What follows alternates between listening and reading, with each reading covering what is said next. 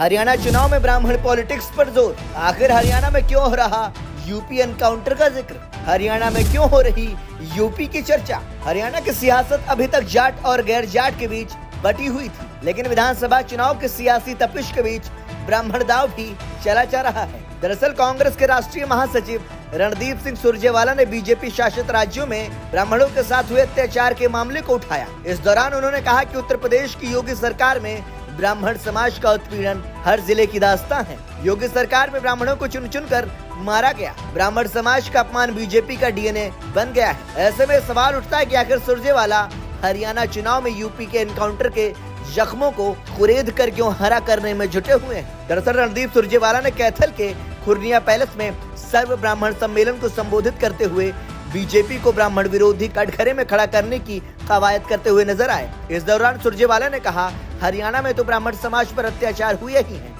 हमारे पड़ोसी राज्य उत्तर प्रदेश में योगी सरकार के आने के बाद से ब्राह्मणों को चुन चुन कर निशाना बनाया गया। सुरजेवाला की सोची समझी रणनीति। हरियाणा विधानसभा चुनाव के सियासी तपिश के बीच रणदीप सिंह सुरजेवाला ने ऐसे ही ब्राह्मण उत्पीड़न का मामला नहीं उठाया, बल्कि सोची समझी रणनीति के तहत ये बयान दिया है। सुरजेवाला ने यह बात अपनी परंपरागत कैथल विधानसभा सीट पर कही, जहां से उनके बेटे आदित्य सुरजेवाला चुनावी मैदान में है। सुरजेवाला कैथल सीट से 2019 में बीजेपी के लीलाराम से चुनाव हार गए थे। बीजेपी ने एक बार फिर से लीलाराम को इस चुनावी मैदान में उतारा। ऐसे में यह सीट रणदीप सुरजेवाला की प्रतिष्ठा से जुड़ी हुई, वह ब्राह्मण समाज को साधने की पूरी कोशिश में लगे हुए हैं। इसी के तहत उन्होंने बीजेपी को ब्राह्मण विरोधी कटघरे में खड़ा करने का दांव चला है। हरियाणा का ब्राह्मण समाज अब बीजेपी के साथ। हरियाणा में लंबे समय तक ब्राह्मण समुदाय कांग्रेस का परंपरागत वोटर रहा, लेकिन 2014 में वह बीजेपी के साथ मजबूती के साथ जुड़ा हुआ। हरियाणा में करीब 8% ब्राह्मण समुदाय के वोटर हैं। ब्राह्मण समाज प्रदेश की करीब 15 विधानसभा सीटों पर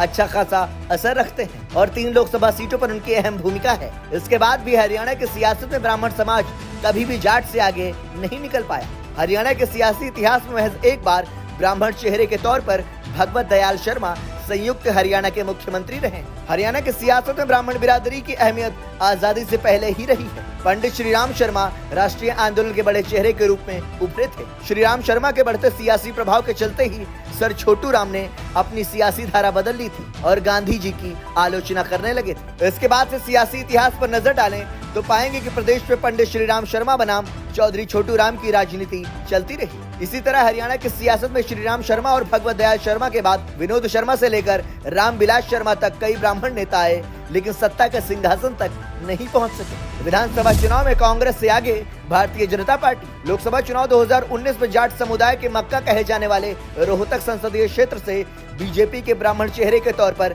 अरविंद शर्मा को जीत मिली थी, लेकिन 2024 में वो अपनी जीत दोहरा नहीं सके। बीजेपी ने सोनीपत और रोहतक में ब्राह्मण चेहरे उतारे थे। कांग्रेस ने सोनीपत में सतपाल ब्रह्मचारी को बीजेपी के प्रदेश अध्यक्ष और विधायक मोहन लाल बड़ौली के खिलाफ उम्मीदवार उतारा और जीत भी दिलाई। यहीं से कांग्रेस को ब्राह्मण वोटों को वापस आने की उम्मीद जगी, लेकिन 2024 के विधानसभा चुनाव में बीजेपी ने कांग्रेस से ज्यादा ब्राह्मण उम्मीदवार उतारकर ब्राह्मण समुदाय पर अच्छी पकड़ बनाए रखने का दांव चला है। बीजेपी ने हरियाणा में ब्राह्मण समाज के 12 नेताओं को उतारा है। उनमें सफीदों से रामकुमार गौतम, कालका से शक्तिशाली शर्मा, गोहाना से डॉक्टर अरविंद शर्मा, गन्नौर से देवेंद्र कौशिक, पिहोवा से जय भगवान शर्मा, बल्लभगढ़ से पंडित मूलचंद शर्मा, गुरुग्राम से पहलवान मुकेश शर्मा, पृथला से टेकचंद शर्मा, बहादुरगढ़ से दिनेश कौशिक, जुलाना से कैप्टन योगेश बैरागी और उचाना कला से देवेंद्र अत्री हैं। जबकि कांग्रेस ने सिर्फ 4 ब्राह्मणों को ही टिकट दिए हैं, जिनमें बादली से कुलदीप वत्स, फरीदाबाद एनआईटी से नीरज शर्मा, गन्नौर से कुलदीप शर्मा और बल्लभगढ़ से पराग शर्मा पर